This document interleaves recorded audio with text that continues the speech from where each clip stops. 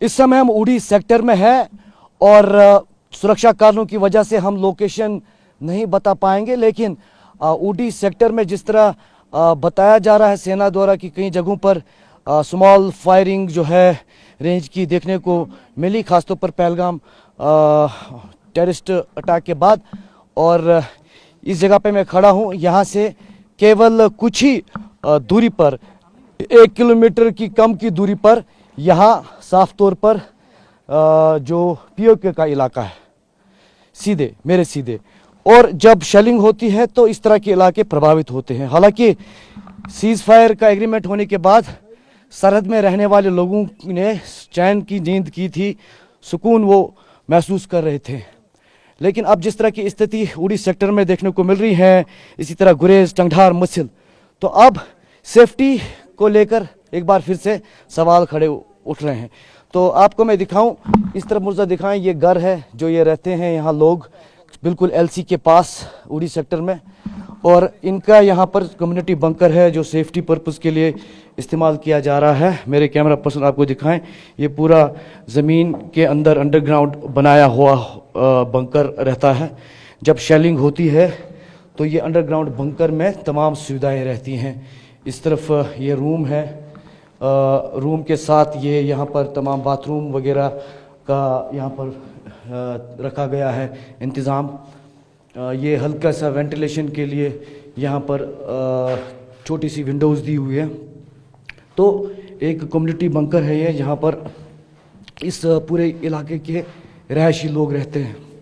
इस तरफ दूसरा रूम है, तो ये पूरा आपको हम दिखा रहे हैं कि किस तरह लोग अपनी जानें बचाते हैं जब शेलिंग होती है बॉर्डर पर पाकिस्तान की तरफ से सीज़ फायर का उल्लंघन किया जाता है। अब चूंकि सरहदी इलाके अब सेंसिटिव है, सुरक्षा अलर्ट जारी कर दिया गया है, उसके चलते अब एक बार फिर से इन बंकर्स की ज़रूरत पड़ सकती है, ऐसे यहाँ के स्थानीय लोगों का मानना है।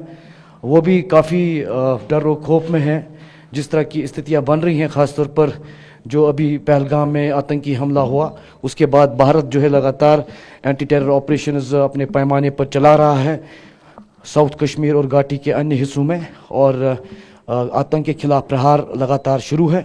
तो वहीं दूसरी तरफ सरहद पर पाकिस्तान की तरफ से सीज़ फायर का उल्लंघन किया जा रहा है लगातार पिछले 6 दिनों से, और उसके चलते ये पूरा इलाका एक बार फिर से मुर्तज़ा दिखाएं तो आप देख सकते हैं। ये रहायशी लोग हैं यहाँ पर। एलसी पर TV9 बहुत वर्ष इस समय खड़ा है, ठीक आधे किलोमीटर की दूरी पर आगे जो पहाड़ी दिख रही है वो पीओके का इलाका है, पाकिस्तान ऑक्युपाइड कश्मीर।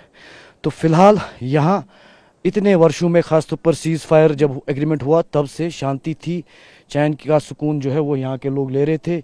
ये प्रधानमंत्री मोदी के शासन में ये बंकर्स यहाँ पर बनाए गए हैं।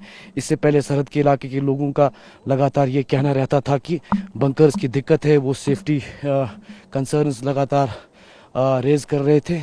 ये बंकर जो ऊपर लेंटर वगैरह पूरा डाल के कंक्रीट में बनाया जाता है, और नीचे जो अंदर कमरे हैं वो बिल्कुल अंडरग्राउंड बनाए हैं, ताकि अगर कुछ भी शेलिंग गिले गोला ऊपर आए इस गांव में तो अंदर जो गांव के आसपास के लोग हैं वो यहाँ सुरक्षित रहे। तो इसलिए इस तरह के बंकर बनाए जाते हैं, और क्योंकि रिहायशी इलाकों में शेलिंग की जाती है तो वो सीधे इन मकानों पर शेलिंग आ जाती है। इस तरफ मुर्तज़ा दिखाएं, लेकिन ये जो सेफ्टी बंकर्स है ये अंडरग्राउंड रहते हैं तो दुश्मन के निशाने पे नहीं आते हैं। इस तरफ दिखाएं, इस गांव में बहुत कम लोग अभी दिख रहे हैं, अब पूरा सन्नाटे में तब्दील हुआ ये इलाका, जंगल का इलाका है, घना इलाका है ये। और ठीक जो मेरे पीछे इस तरफ मुर्तज़ा दिखाएं, ये आगे पीओके का इलाका है। इस तरफ भारत का पूरा ये सारा इलाका है, उस तरफ पाकिस्तान ऑक्युपाइड कश्मीर है।